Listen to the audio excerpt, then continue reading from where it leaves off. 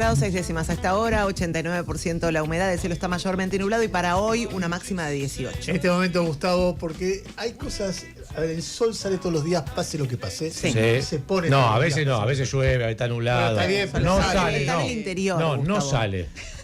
Pero No bueno, sale. está bien, el sol sale todos los días. No. Hay algo que no cambia todo, nada.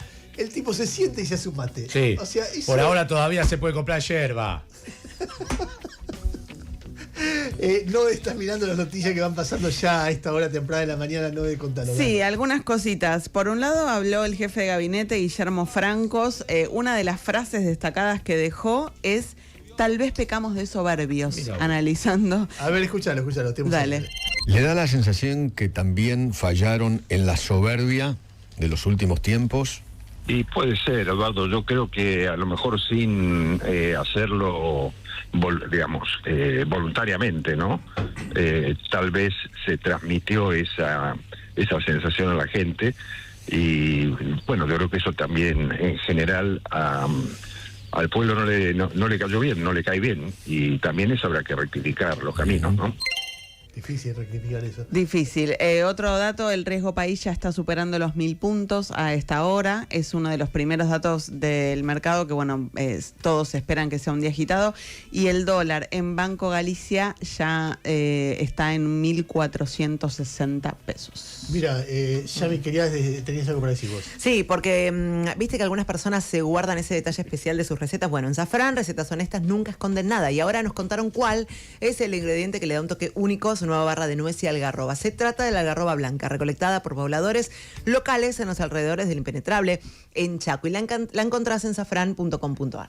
A ver, 9:04 de la mañana. Vas a escuchar en las próximas horas, digo horas porque va a recorrer toda la programación de Radio Con Vos, sin duda, montones de voces tratando de ayudarnos a procesar, a analizar, a pensar lo que pasó en el día de ayer.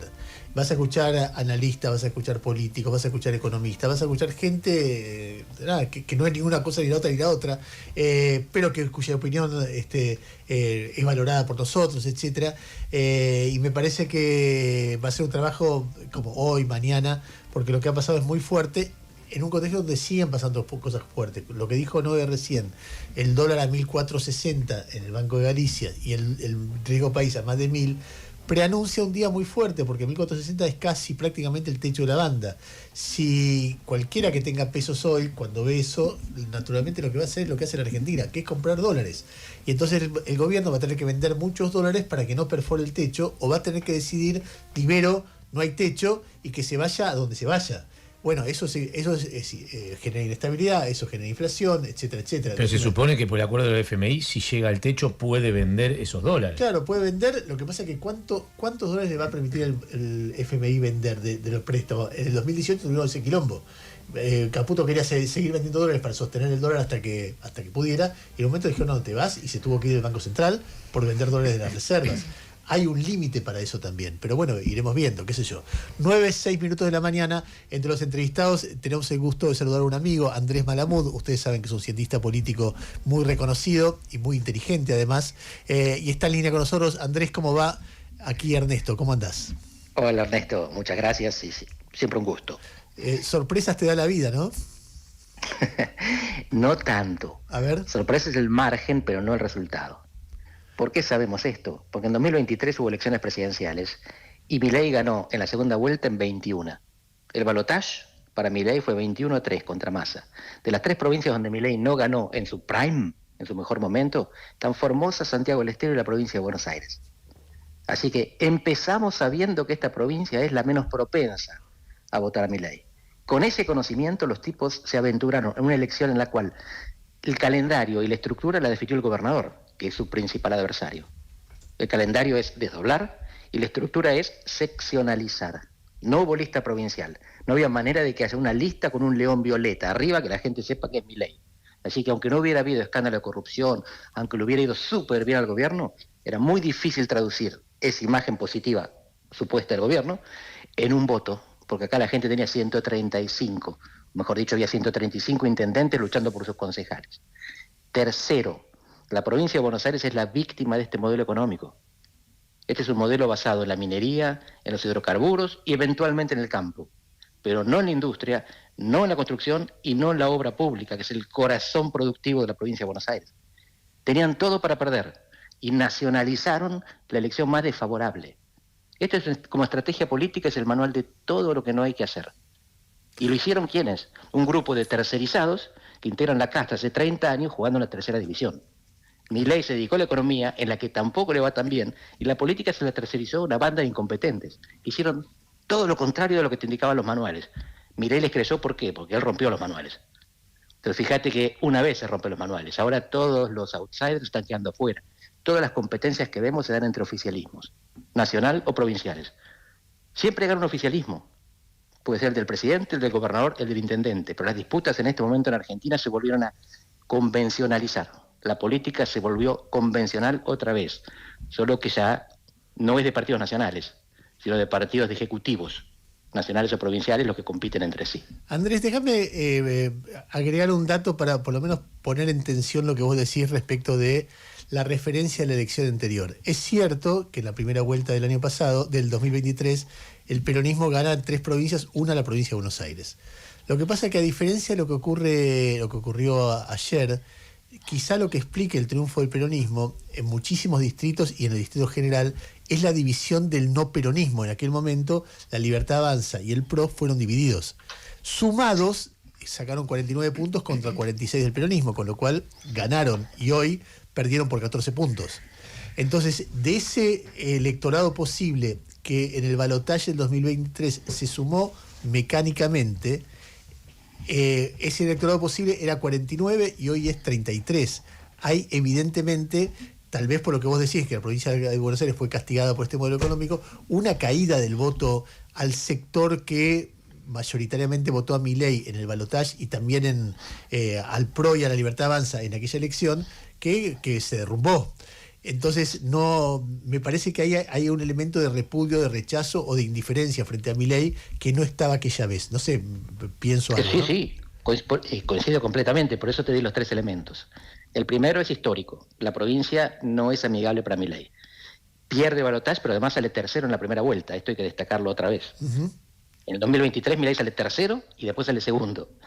Segundo, lo que te decía, la estructura de la elección fue diseñada por los intendentes de Kicillof, que son los tipos que mejor conocen el territorio y mejor conocen al elector. Así que él jugaba ya en un terreno que no era conveniente, con reglas que no eran convenientes. Y finalmente él jugó mal, porque no podía jugar bien, porque su modelo deja a la provincia de Buenos Aires detrás. El modelo de Milei está hecho para que la provincia de Buenos Aires se quede atrás en comparación con el resto del país.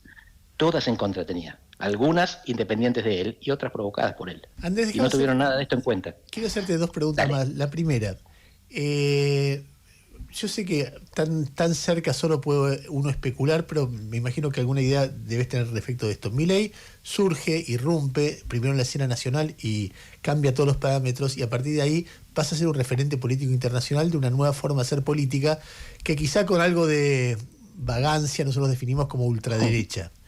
Y empieza a aparecer mileicitos en distintos lugares, qué sé yo pienso en Nigel Farage en el Reino Unido y después distintos en distintos lugares.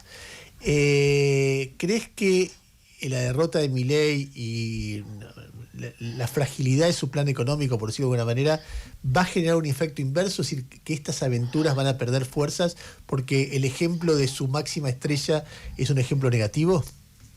Uh-huh. Sí, de manera más limitada que lo que algunos podrían creer. Milei es un fenómeno mundial como rockstar, no como atractor de inversiones. Claro. Sale en la tapa de los diarios, pero no vienen los millones de dólares. Claro. Pero en la región sí tiene mucha influencia. En toda América Latina, Milei y Bukele son los presidentes que llaman la atención. Y hay elecciones este año y el próximo en varios países. En un país de estos, en Chile, las candidaturas de derecha tienen un atractivo especial porque miran del otro lado de la cordillera y dicen, ven, se puede ganar y se puede gobernar. Así que a Milei le vaya mal tiene impacto en la región. No creo que a Farage en Gran Bretaña o a Vox en España o a Trump o Bolsonaro. Bolsonaro es de la región, pero es otro mundo Brasil. A ellos mucho no les va a impactar, pero en los países que hablan castellano de América Latina, sí, que a Milei le vaya bien o le vaya mal, construye un modelo o lo destruye. Andrés, y por último, yo recién hacía referencia a un sector social, político, intelectual, que sueña con la desaparición del peronismo. Es más, que dice, mientras el peronismo existe no tenemos salida porque es el riesgo país, se explica porque el peronismo existe. Y pasan los años y uno se da cuenta que el peronismo no les da el gusto de morirse.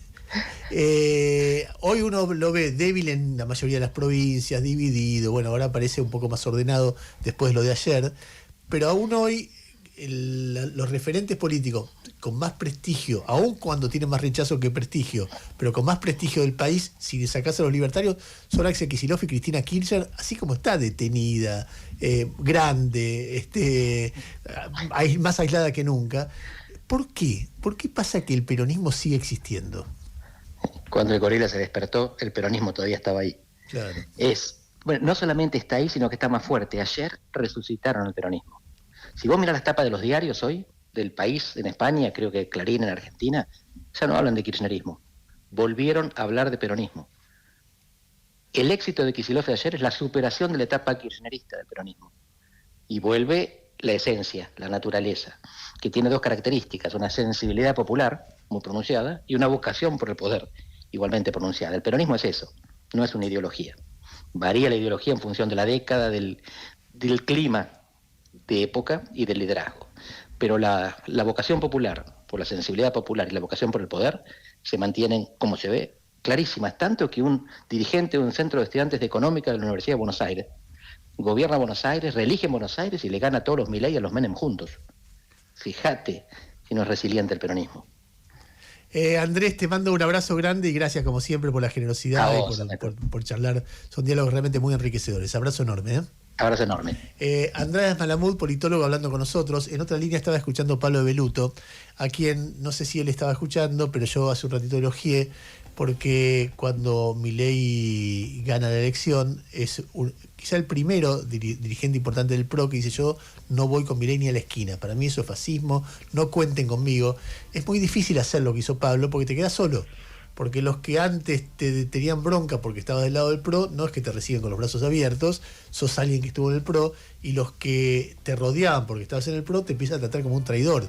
Lo hemos visto con muchos casos, mucho tiempo, y él sostuvo todo el tiempo esto fascismo, esto. Así que me parecía que correspondía tener una charla de unos minutos con él, qué sintió, qué piensa. Pablo, buen día. Ernesto te saluda, ¿cómo andás? Buen día, Ernesto, ¿cómo estás? Gracias por lo que decís. Yo me acuerdo que fue en tu programa que vos me despediste en una entrevista que fue muy emotiva y me dijiste bienvenido a la intemperie. Y anoche la sensación que tuve es que me sentía un poco menos a la intemperie, bastante menos. La sensación de que somos muchos los que decimos que no. La verdad que la actitud de los ciudadanos bonaerenses ayer al manifestar un voto contra Milei, más allá de la felicitación a Kicillof, a los peronistas, a los que ganaron, fue como una bocanada de aire fresco. Digo, uno sentía que nuestra democracia estaba muy débil y ayer la democracia respira. La democracia le puede decir que no a los autoritarios, la democracia le puede poner límites a los que intentan llevarse todo por delante, les dice que no a los que cambian de convicciones o abandonan las convicciones o simplemente son oportunistas que nunca tuvieron convicciones. Tengo una sonrisa grande porque la sensación es que no está todo perdido. Después de tanta humillación, tanto insulto, tanto maltrato, estamos vivos. Y estamos vivos, no es que los peronistas solamente están vivos, somos muchos los que estamos vivos, los que sentimos que después de Milei puede venir algo nuevo, algo diferente, que nos contenga a todos. Pablo, brevemente, Macri, ¿cómo puede ser alguien que tiene el talento para hacer un partido político de la nada al todo y llegar a la presidencia? Un partido político que además es resiliente ante una derrota cuando sale del poder, saca el 40%, gana la elección siguiente y después que destruye todo y se equivoca tanto. es como si hubiera habido una varita mágica que le dio un talento impresionante en un momento y se lo quitó en otro. No sé, no entiendo qué le alcanzás a pensar de su derrotero. Mira, yo creo que hay a veces lo defino con una extraña y particular fórmula matemática donde M menos M es igual a M, donde la primera M es Mauricio Macri, la segunda M es Marcos Peña y la tercera M es Milei. Es decir, Macri sin Marcos Peña es Milei. Claro. Y creo que la ausencia de Marcos Peña, que fue un poco el gran ideólogo, el gran estratega de aquel PRO exitoso hace 10 años, justo para esta época, hizo que el PRO perdiera aquella identidad, aquello que vos mismo me decías, no son lo mismo que Milei, y no eran lo mismo que Milei, mejor dicho, y terminar siendo lo mismo o peor, terminar no siendo nada, terminar siendo irrelevantes. Yo creo que el deseo de la actitud a veces del dueño de la pelota, ¿no? De si no estoy yo no se juega, pudo llevar, o llegó de hecho, a la destrucción de todo aquello, de lo cual hoy ya no queda absolutamente nada, para bien o para mal, pero ya no hay nada. El PRO terminó como terminó la UCD, terminó fagocitado, entregado y convertido en la nada misma, lo cual, por supuesto, a mí que participé tantos años ahí me da mucha pena, pero al mismo tiempo, como vos bien decís, fue una suma de decisiones, una larga suma de decisiones desafortunadas que arrancó con Patricia Bullrich al frente del partido, siguió con su candidatura y el apoyo a su candidatura en contra de la de Rodríguez Larreta, continuó con aquel penoso pacto de Acasuso, siguió con las milanesas, las humillaciones, y terminó en esta gente que se autoproclamó los adultos en la sala y terminó siendo insignificante en términos políticos. Pablo, te mando un abrazo grande y gracias por estos minutos. No, gracias a vos, un abrazo grande y gracias por haber estado estos 2 años. Dale, abrazo enorme. Cuando aparecen figuras que se proyectan desde sus lugares a nivel nacional, incluso con características de presidenciables, de repente aparecen personajes nuevos nuevos a nivel nacional, que han trabajado mucho con ellos y que ahora tienen una relevancia muy importante. Forman parte del ciclo natural de la política. Ayer el triunfo básicamente, además lo retratan en la tapa de los diarios, de todos los diarios, se resume en una persona que es Axel Kicillof, quien tomó la decisión, el gobernador de la provincia de Buenos Aires, de adelantar las elecciones pese a las diferencias que tenían con otros sectores internos, particularmente el que conduce Cristina Kirchner, y naturalmente su triunfo lo proyecta a nivel nacional. Carlos Bianco es quizá la persona más cercana a Axel Kicillof. En el mito popular de cómo llega al poder, se habla de que un Renault Clio de Carlos Bianco, con el cual los dos recorrieron la provincia en el 2019, sí, cuando Axel Kicillof llega al gobierno de la provincia de Buenos Aires. Carlos Bianco es ministro de Gobierno de la provincia de Buenos Aires y está en línea con nosotros. Carlos, gracias por atendernos. Aquí Ernesto Tenemón. ¿Cómo te va? ¿Qué tal, Ernesto? Buen día. Buen día.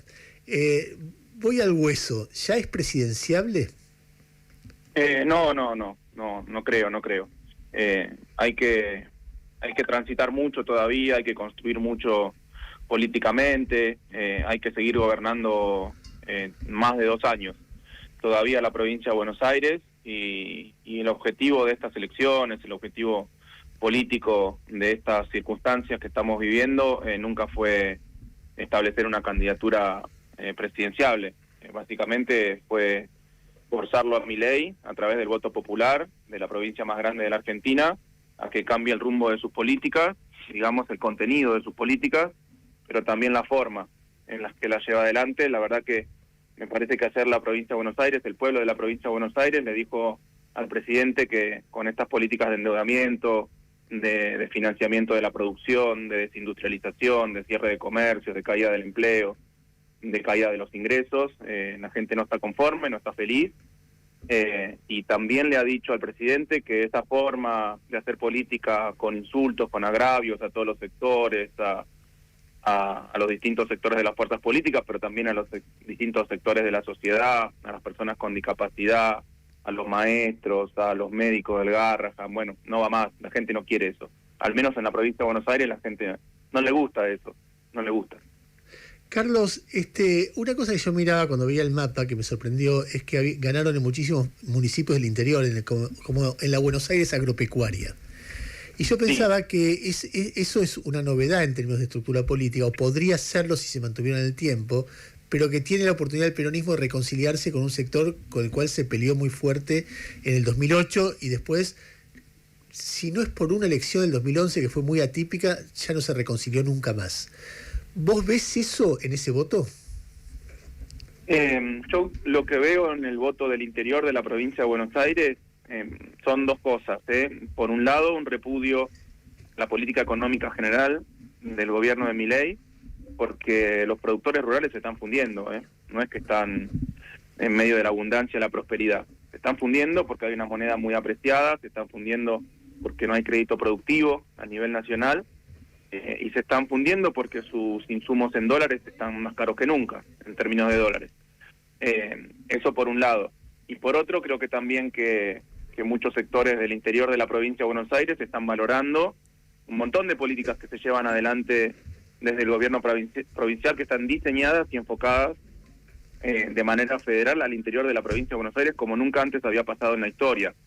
Desde los créditos pro campo del Banco Provincia, que son los créditos productivos de mayor magnitud de toda la Argentina, en general toda la cosecha de la provincia de Buenos Aires se levanta financiada por el crédito del Banco Provincia. Después obviamente se recupera, se pagan los intereses, etcétera, pero el financiamiento es del Banco Provincia y obviamente del esfuerzo de los productores. Y después un montón de otras políticas que nunca se habían visto. Nuestro programa de caminos rurales, mejoramos más de 5.000 kilómetros de caminos rurales. Construimos 44 centros universitarios para que los chicos puedan estudiar en el interior de la provincia sin tener que mudarse, en los pequeños distritos, en los pequeños municipios, sin tener que mudarse de sus municipios. Hemos entregado ambulancias de alta complejidad en toda la provincia de Buenos Aires, 399 ambulancias. Se han creado centros de atención primaria de la salud en localidades en donde no había ni una salita, ni un dispensario. O sea que son un montón de políticas que tienen el objetivo, como nos dijo Axel al principio, de que ningún municipio sea de primera y otros municipios de segunda, ninguno grande, ninguno chico. Gobernamos para todos. Me parece que son esas dos cosas, ¿no? Un repudio, en general, no solo del interior, también del conurbano, un repudio a las políticas, al contenido y a la forma en que hace política Milei, y un reconocimiento de los esfuerzos que hace el gobierno de la provincia. Me parece que son dialécticos, son las dos cosas. Carlos, a ver, déjame hacerte una pregunta que es de fondo. Entiendo que debes estar muy demandado y son momentos como muy excitantes también todo lo que pasó.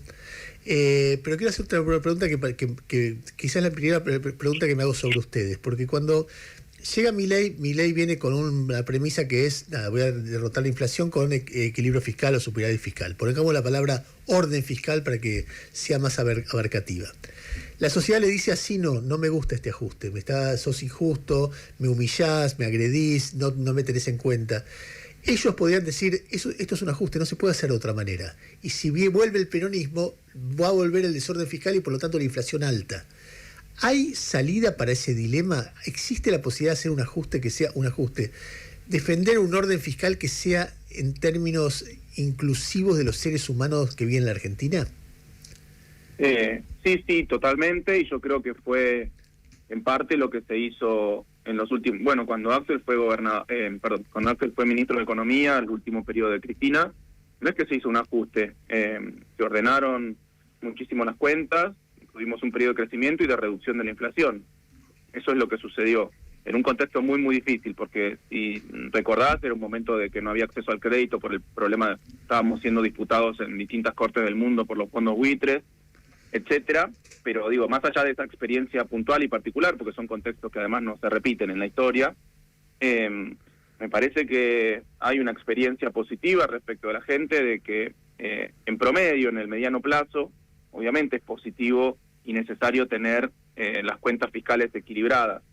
eso no implica que todo el tiempo tenés que estar recortando derechos y servicios y beneficios que tiene la población de la política pública, sino que hay otra forma distinta, que es incrementando la recaudación. Y la recaudación se incrementa cuando mejora la actividad, no cuando hay crisis económica, no es cuando hay recesión. Por lo tanto, me parece que hay una forma muy distinta, sin hacer un ajuste, de sostener un equilibrio fiscal, como lo hacen la mayoría de los países del mundo, ¿no? Porque se sostiene el equilibrio fiscal sin tener que hacer estos ajustes brutales. Esto es una experiencia que nunca se vivió en la historia del mundo. Un ajuste tan brutal, tan sanguinario, con tanta agresión además, con tanta agresión sobre los sectores, que reclaman lo que les corresponde. O sea que sí hay una forma distinta. La tendremos que construir dado el contexto que nos toque en cada momento de la historia, obviamente. Carlos, buen día. Te saluda Noelia Barral Grijera. Ayer Axel cerró su discurso diciéndole al presidente Javier Milei, espero su llamado. ¿Lo llamó? Sí. Mira, yo no estuve esta mañana con el gobernador, pero entiendo que nos hubiera avisado, hubiera hecho algún comentario al respecto. No creo, y no creo que lo haga tampoco, ¿eh? Me parece una persona muy obtusa, el presidente de la Nación, sobre todo cuando yo lo miré medio de costado porque estaba viniendo desde el centro de cómputos a La Plata, para los festejos, para el escenario, etcétera, lo que dijo el presidente, que primero dijo algo así como que bueno, que entendía el mensaje de las urnas, no sé qué, pero después en vez de decir, bueno, voy a modificar mi comportamiento, el contenido de mis políticas, entiendo que la gente no está contenta con lo que venimos haciendo, sino que dijo, bueno, voy a acelerar. Me parece que no es la forma, y que la gente le está diciendo lo contrario, que levante el pie del acelerador, le está diciendo, no que acelere. Carlos, por último, recién estamos viendo con Noé los datos del riesgo país de esta mañana y de los datos del dólar, o sea, está 1.600 y 1.460 en el Banco Galicia, más de 1.000 el riesgo país. En alguna medida, cada vez que gana el peronismo, el riesgo país se dispara. ¿Eso lo atribuís a qué? ¿A un prejuicio de los mercados? ¿Lo atribuís a un malentendido que le hace mucho daño al país a través de los tiempos? ¿Un problema del peronismo que no sabe cómo hacer particular con sectores que son importantes para la vida del país? ¿Cómo pensás ese tema? No, yo creo que no es un problema que haya ganado el peronismo.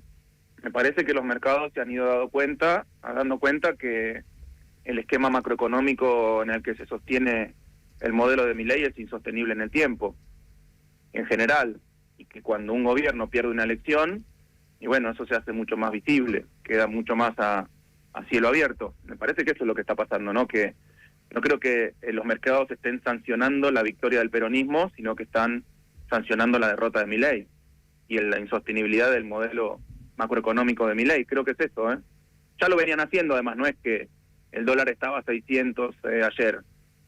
El dólar estaba casi sobre el límite superior de las bandas de flotación, las que hasta el martes pasado las bandas de flotación, porque habían dejado de ser bandas de flotación, sino que ya el Banco Central estaba interviniendo el mercado cambiario.